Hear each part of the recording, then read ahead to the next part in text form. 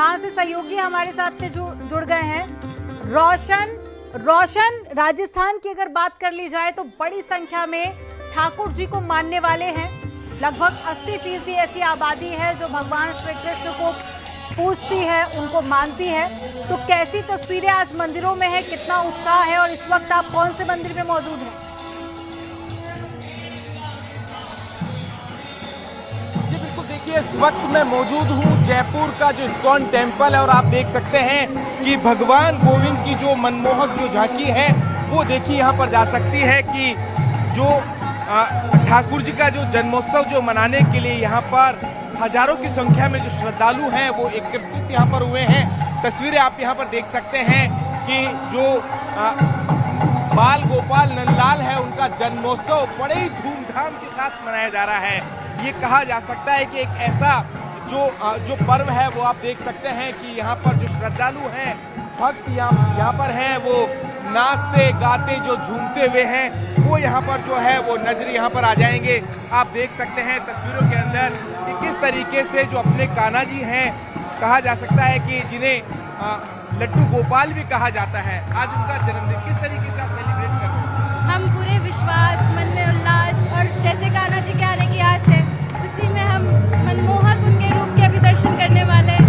तो उतने ही आप यहाँ पर देख सकते हैं कि ये इस्कॉन मंदिर के अंदर अभी जो दूसरी ओर जो वो है कहा जा सकता है कि जो लड्डू गोपाल जी हैं उनके विग्रह का यहाँ पर जो है वो पंचामृत से कहा जा सकता है कि अभिषेक है वो यहाँ पर चल रहा है। और आप इस तरीके से देख सकते हैं कि सैकड़ों की संख्या में यहाँ पर जो है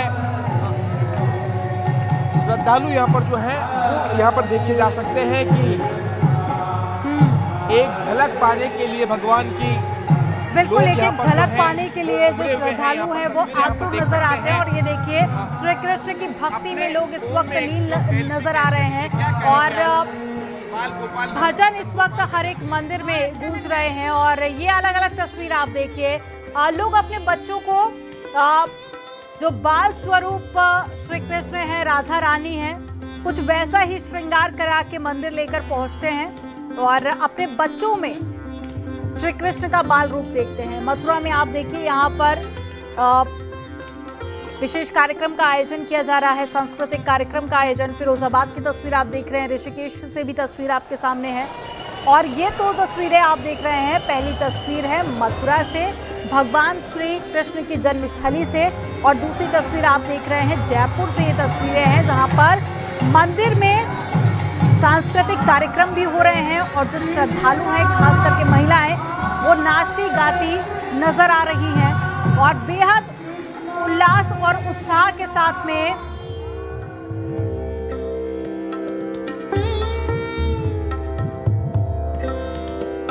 तो ये तस्वीरें आप देखिए। इस वक्त जो आप तस्वीर देख रहे हैं, पहली तस्वीर वो मथुरा से तस्वीर है और फूल बंगला यहाँ पर बनाया गया है और सिंदूर के जो फूल हैं वो इस वक्त आप देख रहे हैं, उसी से यहाँ पर डेकोरेशन किया गया है क्योंकि इस बार की जो थीम है वो ऑपरेशन सिंदूर के नाम पर रखी गई है। चलिए आपको मथुरा एक बार फिर से लेकर चलते हैं। शीनम हमारे साथ में जुड़ी हुई है। शीनम, कई सारे मंदिरों की तस्वीर हमने देखी जहाँ पर लगभग कपाट बंद हो चुके हैं क्योंकि आप दोबारा से 12 बजे जब कपाट खुलते हैं उस वक्त भगवान श्री कृष्ण के दर्शन कराए जाते हैं, झूले में उनको बैठाया जाता है और माना जाता है कि 12 बजे भगवान श्री कृष्ण का प्रकटोत्सव यानी कि उनका जन्म हो गया है। तो क्या मथुरा में भी कपाट बंद हो चुके हैं और अगर नहीं तो और कितना वक्त बाकी है?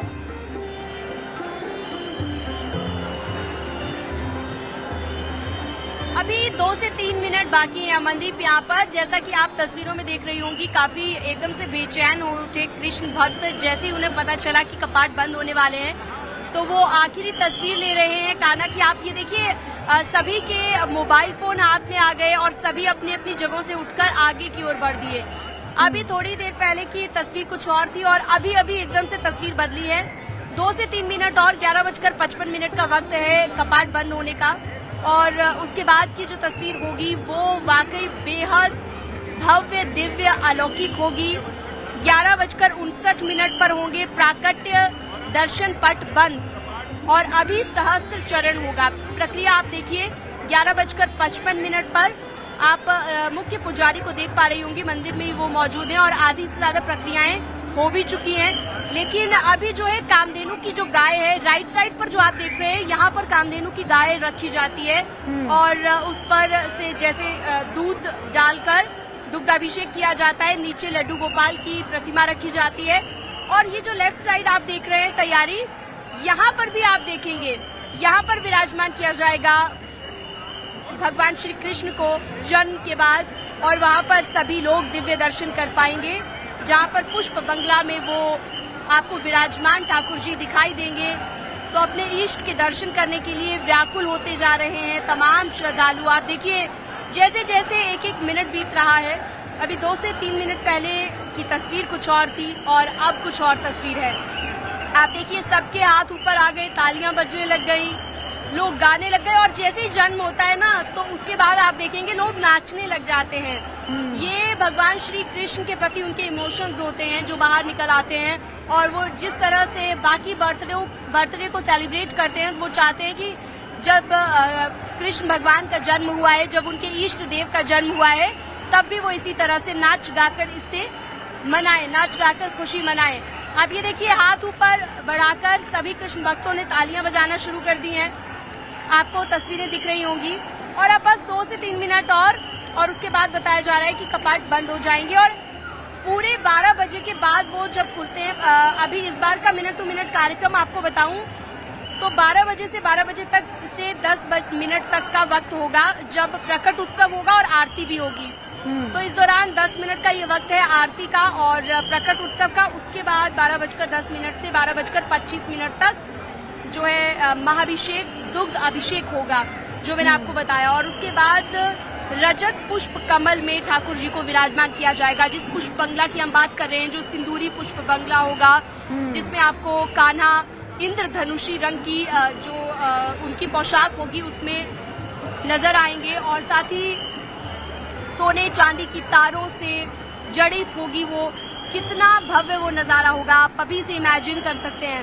अच्छा, अब उसके बाद आगे का क्या रहेगा? 12:45 से 12:50 तक श्रृंगार आरती यहाँ पर होनी है, जो यहाँ का मथुरा का इस मंदिर का मैं कार्यक्रम आपको बता रही हूँ। उसके बाद 12:55 से 2 बजे तक शयन आरती होती है, जो कि आगे का कार्यक्रम रहता है। और बीच में कुछ सांस्कृतिक कलाकार भी यहाँ पर नजर आ रहे हैं हमें बैकग्राउंड पर। कई सारे मंदिरों तो की हमने बताया जा रहा है कि तस्वीरें वो देखी भी जहाँ यहाँ पर पर कपाट बंद हो चुके हैं या पर्दे डाल दिए गए हैं। शायद इसके पीछे का एक रीजन ये भी हो सकता है कि बड़ी संख्या में लोग मथुरा पहुंचे हुए हैं। एक एक सेकंड बहुत खास होते हैं क्योंकि कंटिन्यू आप वहां पर मौजूद हैं। आप देख रहे होंगे कि कंटिन्यू लोग वहां से गुजर रहे होंगे, एक एक झलक पाने के लिए बेहद आतुर नजर आते हैं। तो शायद यही वो एक कारण है जिसलिए बहुत कम वक्त के लिए पर्दा डाला जाता है और तुरंत ही हटा दिया जाता है, ताकि जो दूर दूर से श्रद्धालु पहुंचे हुए हैं वो भगवान श्री कृष्ण की झलक पा सके।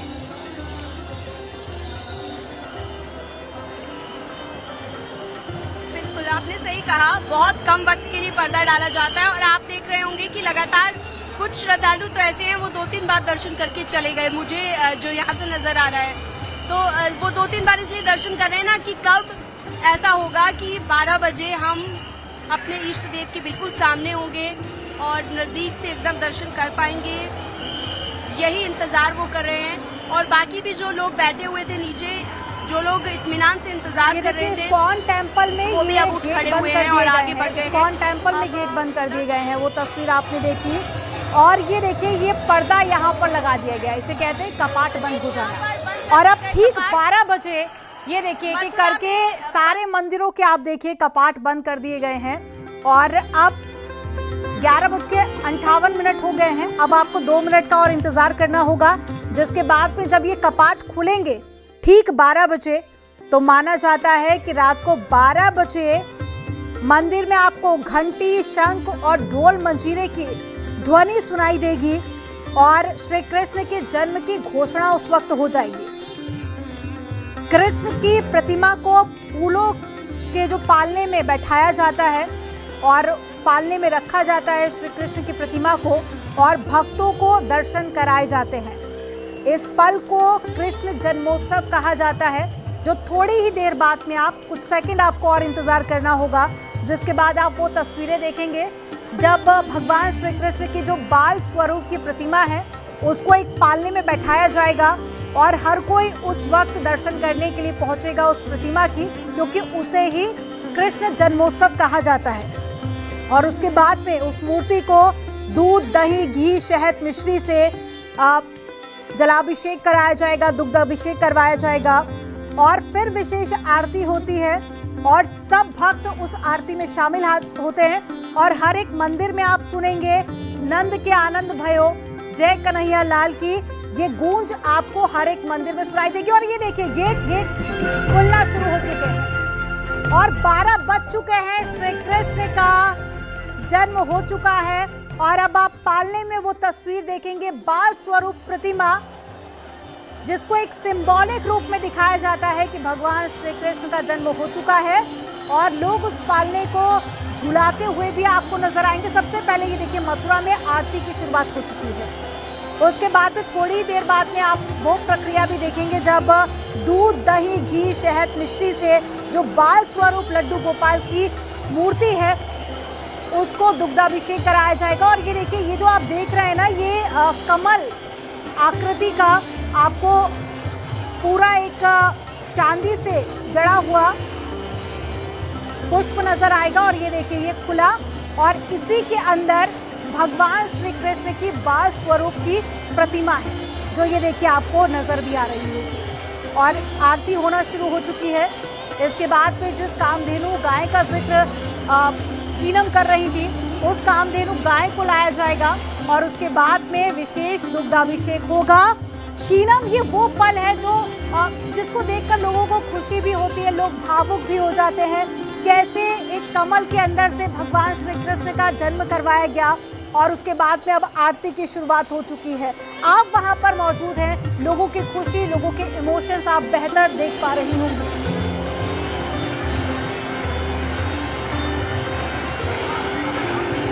अमन, अगर आप आवाज सुन पाए, इस वक्त आरती शुरू हो चुकी है।